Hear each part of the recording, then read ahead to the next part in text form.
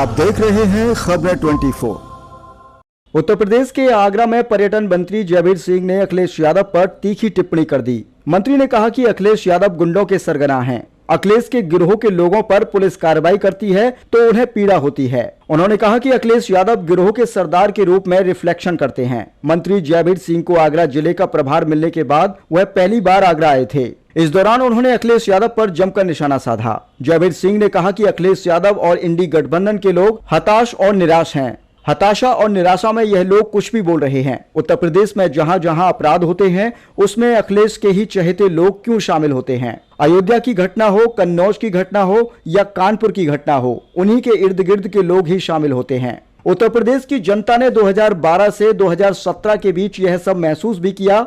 उस समय उत्तर प्रदेश के लोगों ने नारा दिया था कि जितना बड़ा अपराधी उतना बड़ा समाजवादी। अखिलेश यादव के गिरोह के लोगों पर जब जब पुलिस कार्रवाई करती है तब तब उनके सरदार के रूप में उनका रिफ्लेक्शन अखिलेश यादव करते हैं। बता दें कि पर्यटन और संस्कृति मंत्री जयवीर सिंह मंगलवार को पीएम मोदी के जन्मदिन के अवसर पर स्वच्छता पखवाड़े का उद्घाटन करने पहुंचे थे।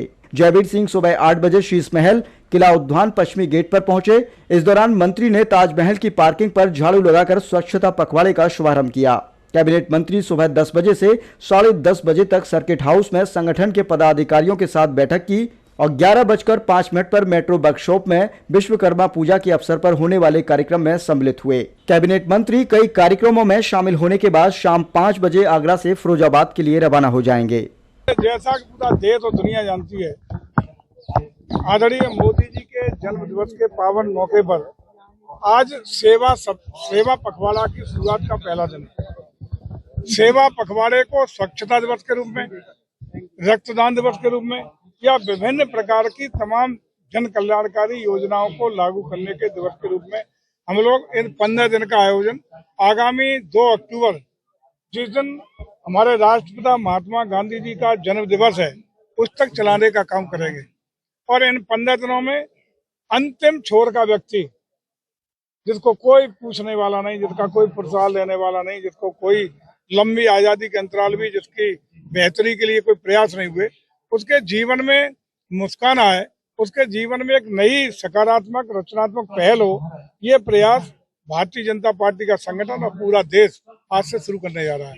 इसी परिप्रेक्ष्य में आगरा की इस ऐतिहासिक धरती पर आज सफाई अभियान के तहत इस कार्यक्रम की शुरुआत हमारे सम्मानित माननीय क्षेत्र के विधायक जी, हमारे जिला पंचायत अध्यक्ष जी, हमारे अन्य सभी पदाधिकारी और जिला प्रशासन के साथ ये शुरुआत की गई है।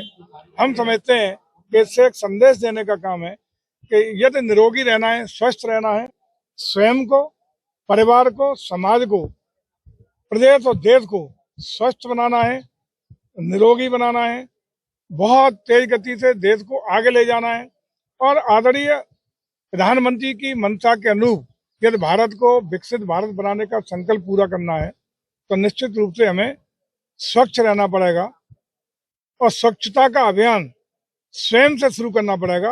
और जन जन की इन अभियानों में जो सेवा भाव के साथ शुरू हो रहा है, जन जन की सहभागिता अपेक्षित रहेगी। एक एक व्यक्ति इसमें सहभागिता करे।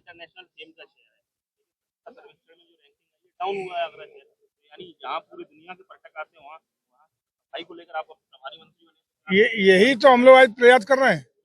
कोई भी सरकार का प्रयास तब तक सफल नहीं हो सकता, इस तरह के प्रयास, जब तक जन जन की स्वयं की भागीदारी न हो।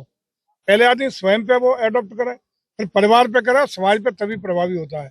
आज जो शपथ भी इसके बाद लेने का काम किया गया है, उसका भी आशय यही है कि जन जन की सहभागिता और भागीदारी जब तक इन अभियानों के तहत नहीं होगी, स्वयं का जुड़ाव लोग नहीं करेंगे, स्वयं स्वच्छ रहने का प्रयास, स्वच्छता बरतने का प्रयास, गंदगी न करने का प्रयास और गंदगी न होने देने का प्रयास नहीं करेंगे, तब तक इस तरह के अभियान कभी सफल नहीं हो सकते। कहा जाता है कि प्रदेश में डबल इंजन की सरकार है। अखिलेश कह रहे हैं कि डबल इंजन की सरकार नहीं, डबल इंजन की तकरार है, क्या कहेंगे? देखिए, मैं समझता हूँ कि अखिलेश जी और इंडी गठबंधन के लोग आज हताश हैं, निराश हैं और हताशा और निराशा में कुछ भी बोल रहे हैं। आखिर उत्तर प्रदेश में जहाँ जहाँ अपराध होते हैं उन्हीं के चहेते लोग क्यों उनमें इन्वॉल्वमेंट करते हैं? उनके चहेते लोग ही, चाहे अयोध्या की घटना हो, कन्नौज की घटना हो, सुल्तानपुर की घटना हो, उन्हीं के इर्द गिर्द के शागिर्द लोग ही इन्वॉल्व क्यों होते हैं? इसका मतलब साफ है जो उत्तर प्रदेश की जनता ने 12 से 17 के बीच महसूस भी किया और उसको झेला है, भुगता है। और उसी समय उत्तर प्रदेश के लोगों ने एक नारा दिया था कि जितना बड़ा अपराधी उतना बड़ा समाजवादी।